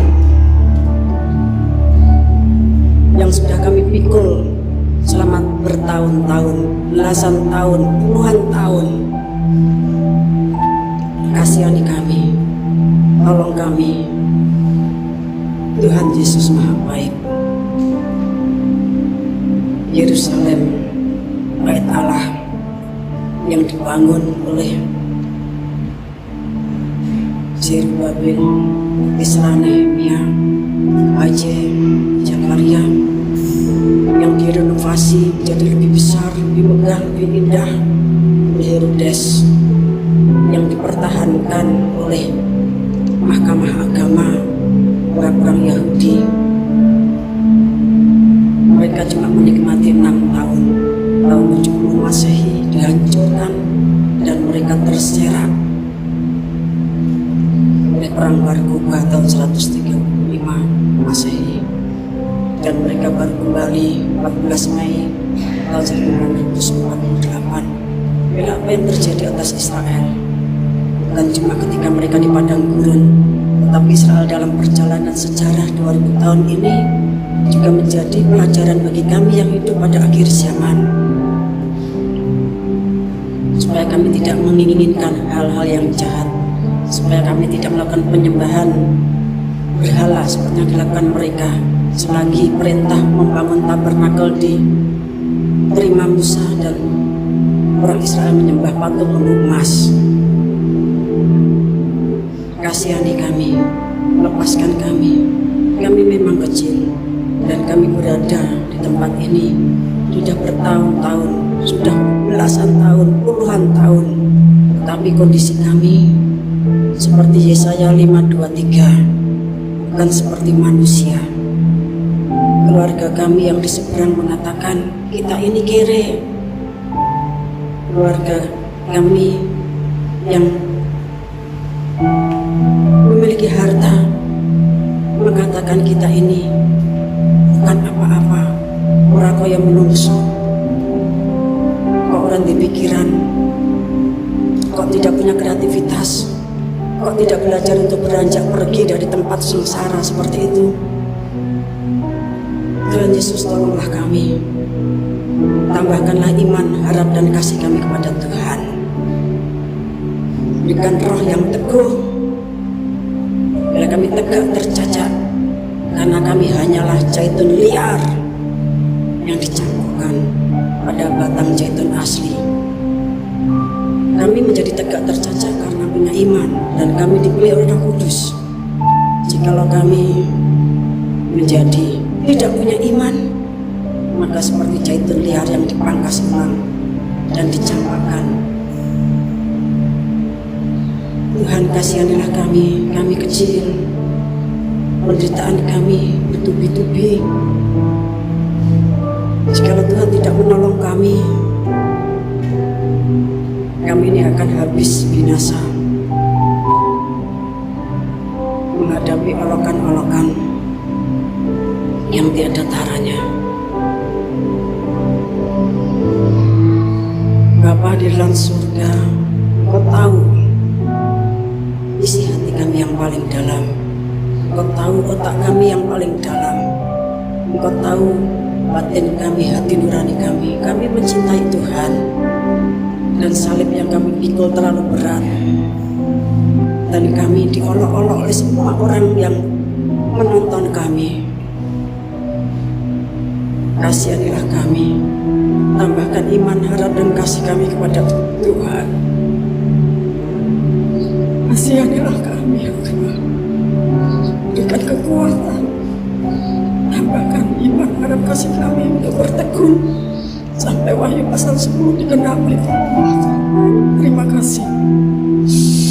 Perjamuan suci yang sudah disiapkan diberkati Tuhan, diurapi menjadi tubuh dan darah Tuhan, menyatu dengan hidup kami, menjadi satu kekuatan dasar di dalam diri ini untuk tetap tegak tercacat dalam iman pengharapan, diberi kekuatan untuk merubah tirai dan melihat kemuliaan Shekinah Glory di atas tabut, kemuliaan dari pengajaran kitab Wahyu. Dalam nama Tuhan Yesus kami berdoa, amin.